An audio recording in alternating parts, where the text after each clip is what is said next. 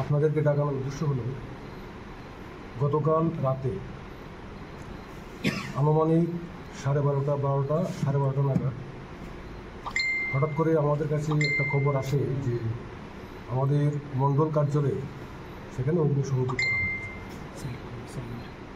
তো এখানে আমাদের দলের অন্যান্য কার্যকর্তাকে আমরা ফোন করি যে মণ্ডল কার্যালয়ে নাকি অগ্নিসংযোগ করা হয়েছে। পার্শ্ববর্তী যে সমস্ত আমাদের কার্যকর্তা রয়েছে মণ্ডলের পার্শ্ববর্তী এলাকায়, তারা গিয়ে দেখেন যে মণ্ডল কার্যালয়ের মধ্যে সেখানে অগ্নিসংযোগ করা হয়েছে।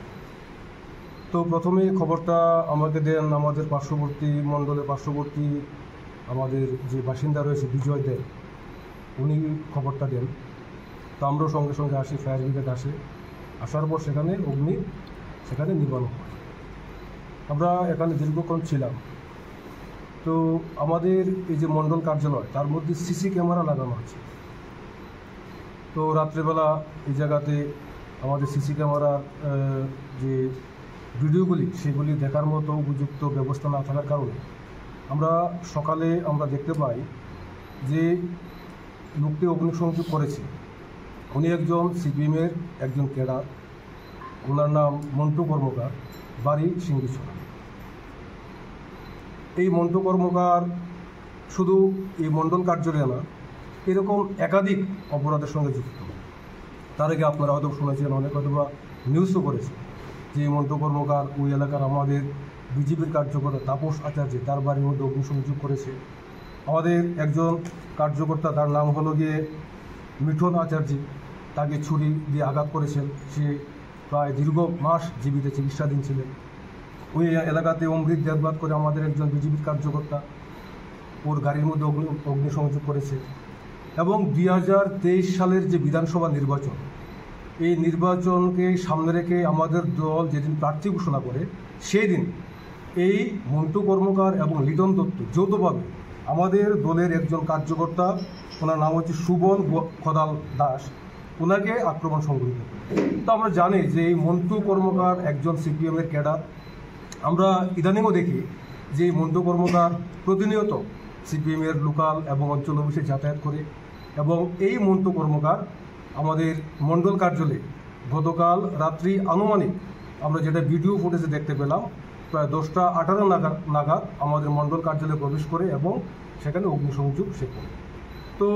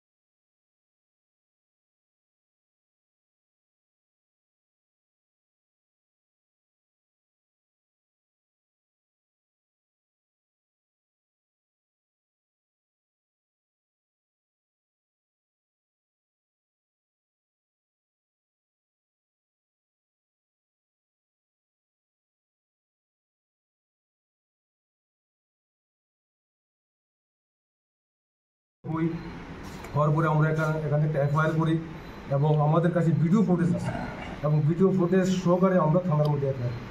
এখন আপনাদের মাধ্যমে আমরা এই রাজ্যের আপামর জনসাধারণের কাছে একটা বার্তা দিতে চাই বা প্রশাসনের কাছে একটা দাবি রাখতে চাই যে এই মন্টু কর্মকারকে যেন অবিলম্বে গ্রেপ্তার করা হয় এবং মন্টু কর্মকারের যারা সহযোগী, আমরা জানিও যদি মন্টু কর্মকারকে গ্রেপ্তার করে তাকে জিজ্ঞাসাবাদ করা হয়, তাহলে ওনাকে এই অগ্নিসংযোগ করার জন্য উৎসাহিত করেছেন, সেই বিষয়গুলো বেরিয়ে আসবে।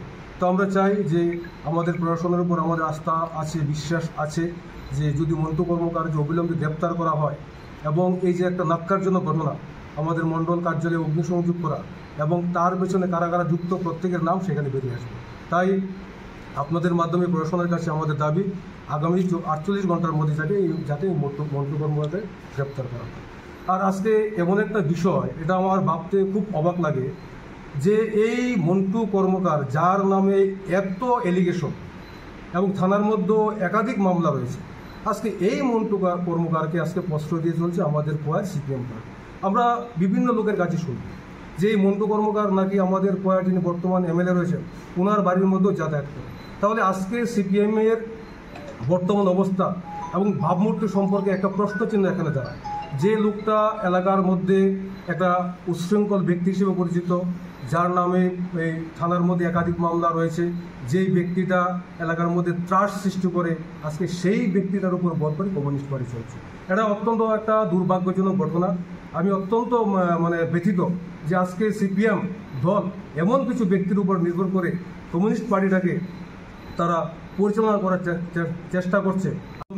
এই বার্তাটাই আমি দিতে চাই যে আজকে সিপিএম তারা আজকে দ্বিধাগ্রস্ত হয়ে ক্ষমতা আসা, তাদের যে একটা প্রলোভন, সেই প্রলোভনের তাগিদে তারা সন্ত্রাসের উপর ভর করে চলছে, যেটা এই আমাদের কয়ের মানুষ কোনোদিন সেটা মেনে নেবে না। এই হচ্ছে আমার আলোচনার বিষয়বস্তু। তো এখানে আমাদের জেলা সভাপতি আলোচনা করবেন। তো সবাইকে নমস্কার।